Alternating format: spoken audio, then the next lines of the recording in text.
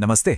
आज हम एक ऐसी कहानी को समझने वाले हैं जो टेक्नोलॉजी, किस्मत और डर इन तीनों को एक साथ बुनती है। ये कहानी एक बहुत ही मामूली सी दिखने वाली चीज से शुरू होती है, पर एक ऐसे भयानक सच पर जाकर खत्म होती है जो ये सवाल खड़ा करता है कि हमारी किस्मत पहले से लिखी है या हम उसे खुद बनाते हैं। तो चलिए इस एक सवाल से शुरू करते हैं। जरा सोचिए, क्या हो अगर एक कैमरा हो जो आपकी मौत की तस्वीर खींच सके।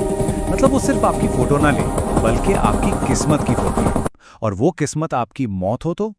हमारी कहानी का जो मेन कैरेक्टर है रवि, उसकी सोच भी कुछ ऐसी ही थी। उसे एक अजीब सा शौक था, कबाड़ की दुकानों से पुरानी फेंकी हुई चीजें जमा करने का। उसका मानना था कि इन टूटी फूटी चीजों में न जाने कितनी कहानियां दबी होती हैं, और बस यही शौक उसे एक ऐसी चीज तक ले गया जिसकी कहानी खत्म नहीं बल्कि अब शुरू होने वाली थी।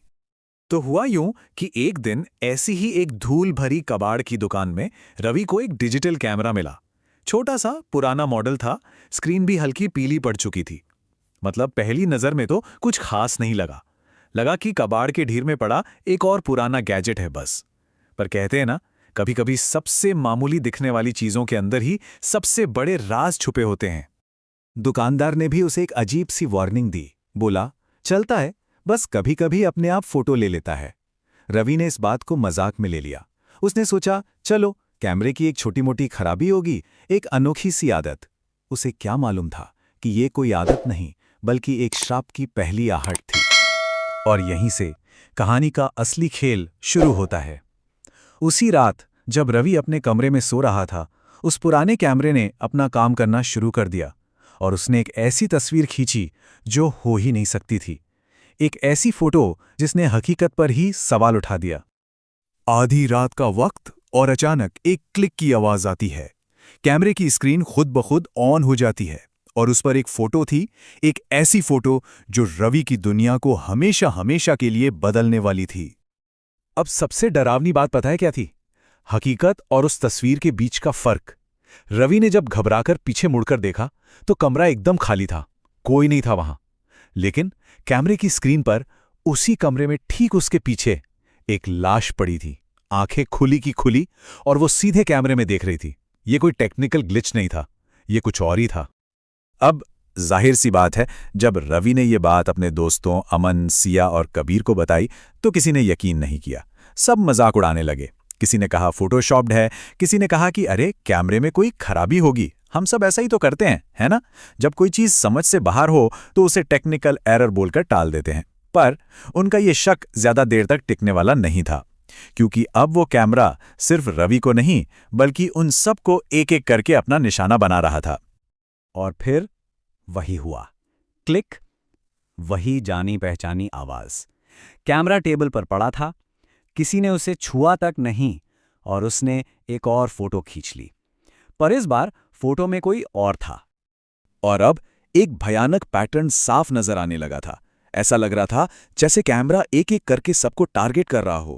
पहली फोटो रवि और उसके पीछे एक लाश, दूसरी फोटो अमन और उसके पीछे एक दूसरी लाश, तीसरी सिया और उसके पीछे एक और लाश, और चौथी फोटो थी कबीर की, जिसके पीछे एक धुंधली सी लाश थी जो अजीब तरह से जानी पहचानी लग रही थी। अब मजाक मस्ती खत्म हो चुकी थी और डर ने उसकी जगह ले ली थी। चारों दोस्तों ने घबराकर इंटरनेट खंगालना शुरू कर दिया उस पुराने कैमरे के बारे में कुछ भी ढूंढने के लिए। और इंटरनेट के किसी पुराने भुला दिए गए फोरम पर उन्हें कुछ ऐसा मिला जिसने सच में उनके होश उड़ा दिए। वहां एक यूजर ने लिखा था, ये कैमरा तस्वीर नहीं लेता, ये संभावनाएं कैद करता है। एक और पोस्ट में तो साफ साफ लिखा था, जो फोटो में पीछे दिखता है वो असल में आगे आने वाला है। मतलब एकदम साफ था, ये कैमरा भविष्य बता रहा था और भविष्य में मौत थी। तो मतलब इस कैमरे का असली नाम था द डिजिटल डेथ ऑरेकल। ये सिर्फ कोई भविष्य बताने वाली मशीन नहीं थी, नहीं, ये इससे कई ज्यादा खतरनाक था। ये मौत की हजारों संभावनाओं में से एक को चुनता था, उसे एक तस्वीर में कैद करता था और फिर उसे हकीकत बनाने पर मजबूर कर देता था। ये भविष्य दिखा नहीं रहा था, ये भविष्य बना रहा था। कबीर की जो फोटो थी उसमें जो लाश थी वो एक बाइक एक्सीडेंट में मरी हुई लग रही थी। और यहीं पर कहानी का सबसे बड़ा सवाल सामने आता है, किस्मत बड़ी है या हमारी मर्जी। कबीर ने फैसला किया कि वो किस्मत को चुनौती देगा। उसने कहा, मैं कल बाइक निकालूंगा ही नहीं। तो सवाल यही है, क्या कोई इंसान अपनी विल पावर से अपनी तयशुदा किस्मत को बदल सकता है? पर अफसोस, इस कहानी में किस्मत ज्यादा ताकतवर निकली। कबीर ने अपनी मौत को टालने की पूरी कोशिश की, लेकिन वो उसे टाल नहीं सका। किस्मत ने, या कहूं उस श्राप ने, अपना रास्ता ढूंढ ही लिया। और यहाँ ये साफ दिखता है कि यह श्राप काम कैसे करता है।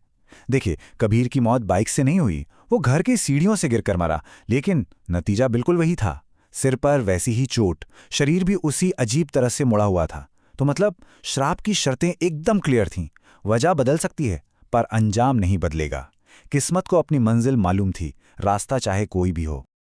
और इससे भी ज्यादा डरावनी बात तो तब हुई जब कबीर की मौत के बाद रवि ने कैमरा चेक किया। कबीर वाली फोटो गायब थी, डिलीट हो चुकी थी, जैसे कैमरा खुद कह रहा हो, ठीक है, एक काम हो गया, भविष्यवाणी पूरी हुई और सबूत मिटा दिया गया। अब तो दोस्तों के हाथ पैर फूल गए थे। उन्होंने उस कैमरे को तोड़ने की कोशिश की, पर जैसे ही रवि ने उसे दीवार पे मारने के लिए उठाया, क्लिक, कैमरे ने एक और फोटो खींच ली। इस बार फोटो में चारों की लाशें थीं। घबराकर उन्होंने उसे नदी में फेंक दिया, पर वो तैरकर वापस किनारे पर आ गया, एक और नई तस्वीर के साथ। अब यह साफ हो चुका था, इस चीज से पीछा छुड़ाना नामुमकिन है। कबीर के बाद अगला नंबर सिया का था। उसकी भी मौत ठीक वैसे ही हुई जैसे फोटो में दिखाया गया था, पानी में डूबने से। अब ग्रुप में सिर्फ रवि और अमन बचे थे, और कैमरा अब और भी ज्यादा एग्रेसिव हो गया था। अब वो सिर्फ और सिर्फ रवि की तस्वीरें ले रहा था, हर कुछ घंटे में एक नई और भी ज्यादा साफ तस्वीर। कहानी अब अपने आखिरी सबसे भयानक मोड़ पर पहुंच रही थी। कैमरा रुकने का नाम ही नहीं ले रहा था, लगातार रवि की तस्वीरें खींच रहा था, और हर नई फोटो के साथ उसके पीछे दिखने वाली लाश, जो कि वो खुद ही था, और ज्यादा साफ होती जा रही थी और ज्यादा करीब आती जा रही थी, जैसे वो उसे निगलने वाली हो। ये साइकिल अब पूरा होने वाला था। और तभी रवि को इसका असली खौफनाक सच समझ में आया।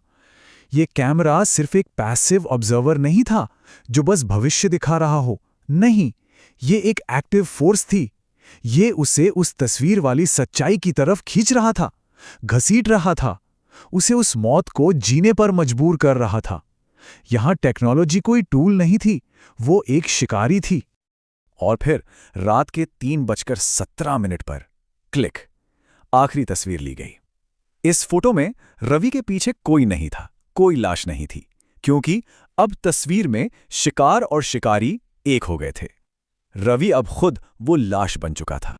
कहानी वापस घूमकर वहीं आ जाती है जहां से शुरू हुई थी। वही कबाड़ की दुकान और वही कैमरा अपनी जगह पर रखा हुआ, और दुकानदार एक नए कस्टमर को ठीक वही बात कह रहा है जो उसने रवि से कही थी, चलता है, बस कभी-कभी अपने आप फोटो ले लेता है। ये साइकिल कभी खत्म नहीं होता, ये बस अपने नए शिकार का इंतजार करता है। तो आखिर में हम उसी सवाल पर वापस आ जाते हैं जहां से हमने ये सब शुरू किया था। शायद जो चीज़ें लोग फेंक देते हैं उन्हें सिर्फ कबाड़ नहीं समझना चाहिए। क्या पता उनमें किसकी कहानी, किसका श्राप या किसकी अधूरी किस्मत कैद हो।